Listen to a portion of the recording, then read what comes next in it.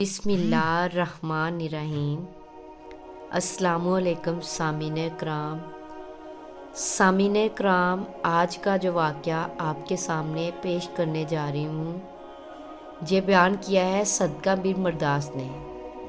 صدقہ بن مرداس نے اپنے والد سے روایت کی ہے کہ انطاکیہ کے مضافات میں نے ایک اونچی جگہ پر 3 قبریں دیکھیں۔ ان میں ایک پر یہ شعر لکھا تھا: زندگی سے وہ شخص کیا لذت حاصل کر سکتا ہے جو یہ جانتا ہو کہ خداوند عالم اس سے ضرور باز پرس کرے گا اور اس سے بندوں کے ساتھ کی جانے والی ناانصافیوں کا بدلہ لے گا اور جو بھلائیاں اس نے کی ہے اس کی جزا دے گا۔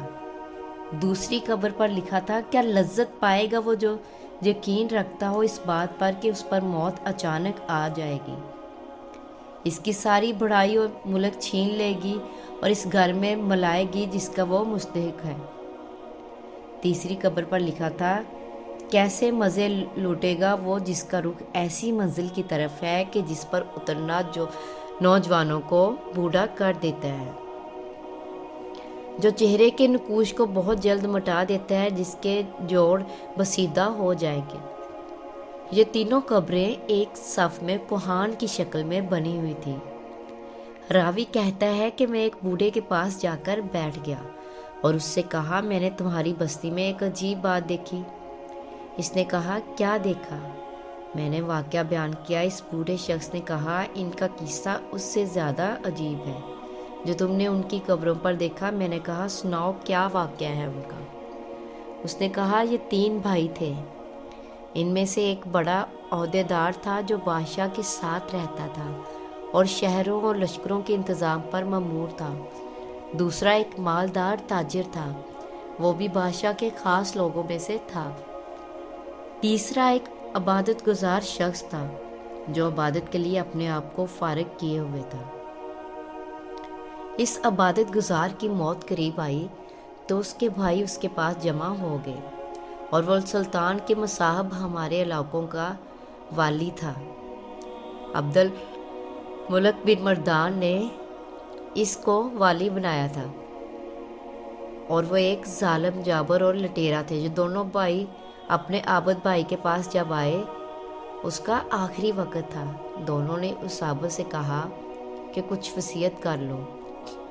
اس نے کہا: اللہ کی قسم، میرا کوئی مال نہیں ہے کہ میں کچھ وصیت کروں، نہ میرا کسی پر قرض ہے جس کے لینے کی وصیت کروں، اور میں نے دنیا میں کوئی چیز نہیں چھوڑی جس کے لوٹنے کا اندیشہ ہو۔ عہدیدار بھائی نے کہا: اے میرے بھائی، یہ میرا مال تیرے سامنے ہے، اس میں جو چاہے کہو اور جو دل چاہے وصیت کرو۔ اس نے رخ پھیر دیا۔ تاجر بھائی نے کہا: میرے بھائی، تجھے میری کمائی اور کثرت دولت کا پتہ ہے، شاید تیرے دل میں کسی بلائی کا ارمان رہ گیا ہو جس کو مال خرچ کیے بغیر حاصل نہ کیا جا سکتا ہو۔ یہ میرا مال ہے، اس میں جو چاہو حکم کرو، اس کو پورا کروں گا۔ وہ ان دونوں کی طرف متوجہ ہوا اور کہا: مجھے تمہارے مال کی کوئی ضرورت نہیں ہے، لیکن میں صرف ایک اقرار تم سے لیتا ہوں جس میں تم وعدہ خلافی نہ کرنا۔ انہوں نے کہا: وہ کیا ہے؟ اس نے کہا: جب میں مر جاؤں تو مجھے غسل دو اور کفن پہنا کر ایک اونچی زمین پر دفن کر دو اور میری قبر پر لکھ دینا: زندگی سے وہ شخص کیا مزہ لے سکتا ہے جو یہ جانتا ہو کہ خداوند عالم اس سے باز پرس کرے گا اور اس سے بندوں کے ساتھ ناانصافی کا بدلہ لے گا اور نیکیوں کی جزا دے گا۔ جب یہ کام کر دو تو روزانہ میری قبر پر آیا کرنا، شاید تمہیں نصیب ہو۔ انہوں نے اس کی موت کے بعد ایسا ہی کیا۔ اس کے عہدیدار بھائی اپنے لشکر کے ساتھ قبر پر آتے اور اتر کر ان اشعار کو پڑھتا اور روتا۔ جب تیسرا دن ہوا تو لشکر کے ساتھ حسب معمول آیا اور اتر کر رونے لگا۔ پھر جب واپسی کا ارادہ کیا تو اس نے قبر کے اندر سے دڑام کی آواز سنی۔ قریب تھا کہ اس کا دل اس سے پھٹ جاتا، چنانچہ وہ گھبراہٹ اور خوف کے ساتھ واپس ہوا۔ جب رات ہوئی تو اس سے اپنے بھائی کو خواب میں دیکھا اور اس سے پوچھا: اے میرے بھائی، تمہاری قبر سے جو آواز سنی وہ کیا تھی؟ اس نے کہا: وہ ہتھوڑے کی آواز تھی۔ مجھے کہا گیا تو نے مظلوم کو دیکھا پھر بھی اس کی مدد نہ کی، चनाचा वो शख्स सुबह गमज़दा उठा और अपने भाई को और दूसरे ख़ास लोगों को बुलाया और कहा, मैं समझता हूँ कि हमारे भाई ने जो अपनी कब्र पर अशआर लिखने की वसीयत की थी उसका मकसद मुझे तनबिया करना था, और मैं तुम्हें गवाह बनाता हूँ कि आइंदा मैं तुम्हारे दरमियान नहीं रहूँगा। चनाचा उसने अमारत छोड़ दी और इबादत में मशगूल हो गया, और अब्दुल मुल्क बिन मरवान को इस बारे में खत लिखा तो उसने लोगों को हुक्म दिया, उसको छोड़ दो, जहाँ चाहे जाए। चनाचा वो पहाड़ों और सहराओं में रहता रहा जहाँ तक कि उसकी मौत आई, और वो चरवाहों की एक जमात के साथ था। और उसके भाई को खबर पहुंची तो वो हाजिर हो गया और कहा, ऐ मेरे भाई, कोई वसीयत नहीं करनी? उसने कहा, क्या वसीयत है? कोई माल नहीं जिसमें वसीयत करूं, लेकिन एक वादा है, वो ये है कि जब मैं मर जाऊं तो मेरी कब्र तैयार करके मुझे मेरे भाई के पहलू में दफना देना और मेरी कब्र पर लिख देना, कैसे लज्जत पाए वो शख्स जिसको यकीन हो कि बहुत जल्द उस पर मौत अचानक आ जाएगी, और इससे अजीम गुल्ब और तमाम बढ़ाई छीन कर इस कब्र में उसको ठहरा आएगी जिसका वो बासी होगा। फिर 3 दिन तक मेरे पास साया करना और मेरे लिए दुआ करो, शायद अल्लाह ताला मुझ पर रहम फरमाए। चनाचा वो मर गया और उसके भाई ने उसकी वसीयत पर अमल किया। जब उसकी कब्र पर तीसरे दिन आया, दुआ की और रोया। फिर जब वापस होने लगा तो उसने एक शदीद आवाज़ सुनी जिससे उसकी अकल ज़ाइल होने के करीब हो गई और वो वहाँ बेचैन होकर लौटा। रात को उसने अपने भाई को ख्वाब में देखा और उसने कहा कि मैंने जब ख्वाब में अपने भाई को देखा तो उसकी तरफ लपका और उससे पूछा, क्या तुम हमारी मुलाकात के लिए आए हो? उसने कहा, मुलाकात तो बहुत ही दूर है। मैंने कहा, मेरे भाई, तेरा क्या हाल है? उसने कहा, खैरियत से हूँ। तौबा कितनी खूबियों और भलाइयों की जामिया है। मैंने कहा, मेरा दूसरा भाई कैसा है? उसने कहा, वो तो नेक पेशवाओं के साथ है। मैंने कहा, हमारा क्या हाल होगा? उसने कहा, जिसने दुनिया और आखिरत के लिए जो कुछ किया वो देख लेगा। बस तुम अपनी मालदारी को फकीरी से पहले गनीमत समझो। रावी का बयान है कि उसने दुनिया से किनारा कशी इख्तियार कर ली और अपने माल को तकसीम किया, जायदाद बांट दी और अल्लाह ताला की इबादत में लग गया।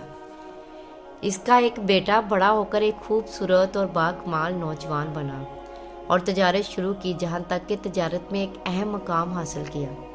और उसके बाप की मौत करीब आई। उसने अपने बाप से कहा, अब्बा जान वसीयत नहीं करते?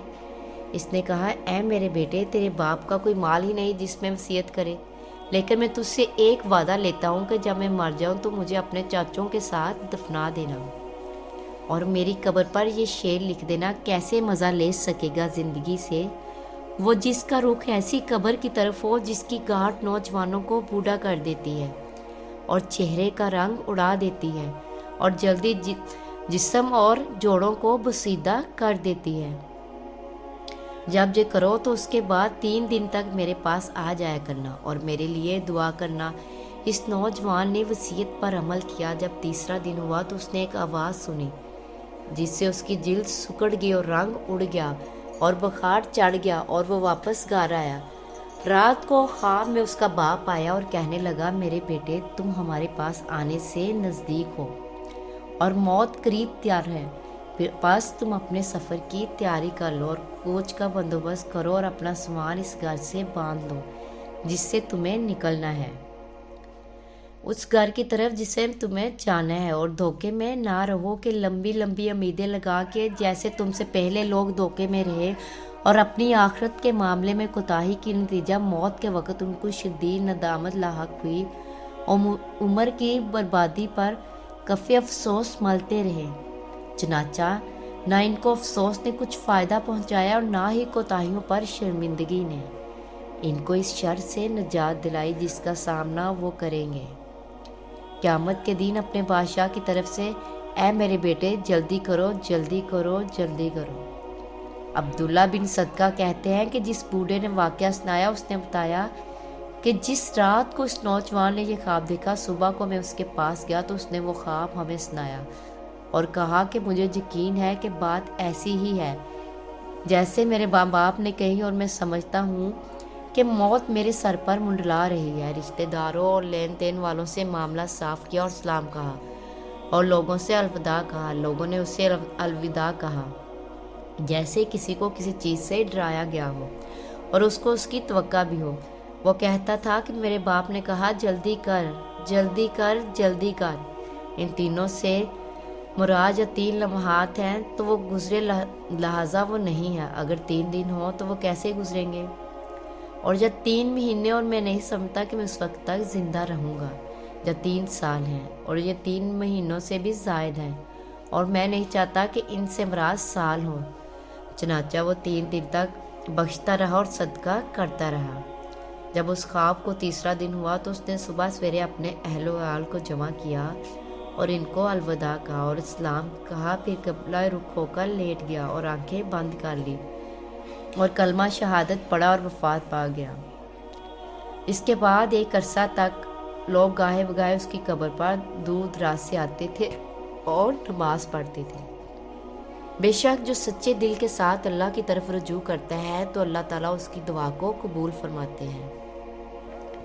اس لیے ہمیں بھی چاہیے کہ ہر حال میں اللہ کی طرف رجوع کرے اور اسی سے مانگتے رہیں۔ اللہ تعالیٰ ہم سب کو اس واقعے سے سبق حاصل کرنے کی توفیق فرمائے۔ آمین یا رب العالمین۔